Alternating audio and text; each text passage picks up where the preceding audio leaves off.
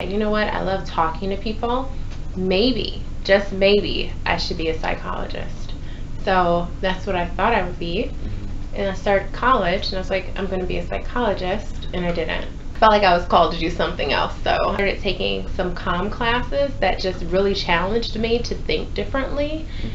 And I realized that that's what I wanted to do. I wanted to be a Comm major. I started looking into internships. I went to the Career Center at Parkside, and they were able to put me in contact with someone to interview for an internship at Wisconsin Public Radio. So I started there. I was still in college. I think I was a junior, summer of my junior year, and I was a reporter.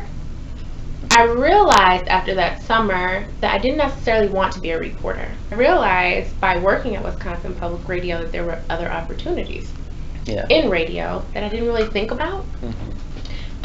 So I realized that I could produce.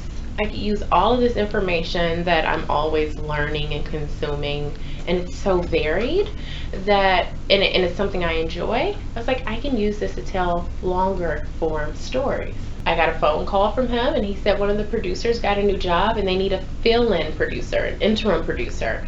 And he asked me to come back. He was like, would you want to be the interim producer? I said, of course I want to be the interim producer. And I sat in the front of the office where typically like a receptionist was set. So it was a very humbling experience because in my mind I'm a producer, but people keep coming and asking me for the bathroom key. To realize that it's a great opportunity, but you can't allow your job or your title to make you who you are. It should be like a little, like a button, like a little something. I created a position for me as a producer. I got a job because he had seen how hard I was working. And sometimes you get these little curveballs, like sitting at the reception desk, basically, right, as an interim producer, then not getting that job and just feeling crushed. But at the end of the day, I feel like there's something brewing, and it usually works out. Sitting at the receptionist's desk. But sitting in that desk, I had an opportunity to meet people, some of which, again, were just asking for the bathroom key, and some of which were there to be guests on different shows. One day, this guy comes in, and he's like, hi, I'm here to do the Ben Marin show. That was the afternoon drive show. What do you do here? I'm a producer. And he said, you're a producer, but you're so young. And I was like, well, thank you. Probably like his third visit, he was like, so, I work for Oprah. Like, I'm helping her build a radio station. And I think you're really talented. You're a talented kid. I'm helping her build a radio station. And at some point, there may be an opportunity to bring some young talent in like you. And I was like, really?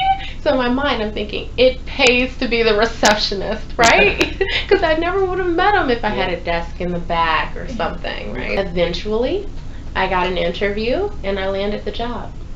So that's how it happened. At Harpo, I started out in the radio department, Oprah Radio, which was on XM, Sirius, and I started out as a production assistant. So I went from being a producer to taking like 2 steps back and becoming a production assistant. Primary responsibilities were board operating. So operating the actual board in studio, taking calls, screening the phone calls, patching them through. So I did a lot of that. I also did some follow-up calls on with the talent or guest to speak with the talent. So I did some of that work, but primarily it was like a board op and editing. I did a lot of audio editing. I had a class that really worked with like multimedia art. So we took a lot of clippings and we laid them out on the computer. So that was more of an editing type of class. I didn't have any classes at Parkside that taught me how to do board opping or anything like that. I took that upon myself by looking at the resources we had, which was the radio station on campus. Internship, which I highly recommend, I learned even more. And my internship was so important because not only did I learn a lot while I was there in the building, but they were a resource. I could call and talk to them. Someone looked at my resume before I graduated. And then I landed a job there after graduation. And after I left Harpo, I decided to go to LA And while in LA, I did freelance television work. And when I was there, I got the call for Walgreens. Okay, so my roles and responsibilities here are very unique for a lot of corporate companies. So my title is Creative Development and Media Production Manager. So it's my job to work with the marketing team, our in-house marketing team, from the inception of a marketing brief all the way through bringing any mass media creative ideas to life. So that's like the general overview. So a marketing brief is built off of oftentimes data as well as the company's goals. Taking an insight that you have along with the campaign and the goals and seeing how you can make it unique.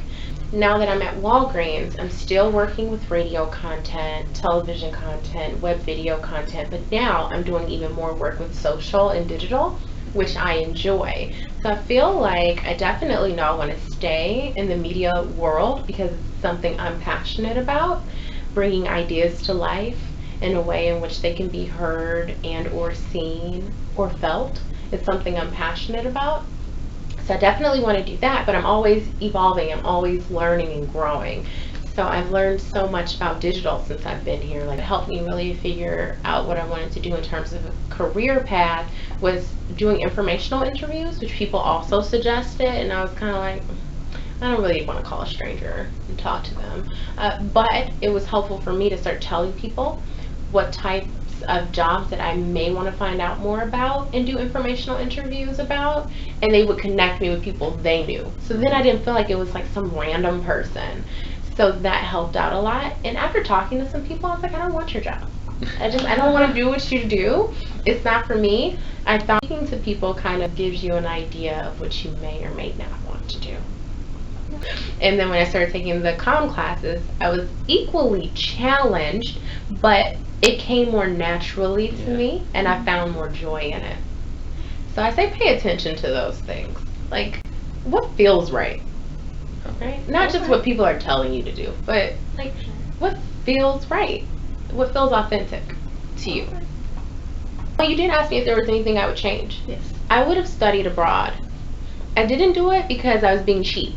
I started thinking about all of the student loan debt, and I was like, oh no, I'm not adding $5,000 to that. But now in the grand scheme of things, I wish I had done it, because I'm still paying student loans. I had done that, even if it was just like for a semester or summer, because I feel like there's a lot of value in that. And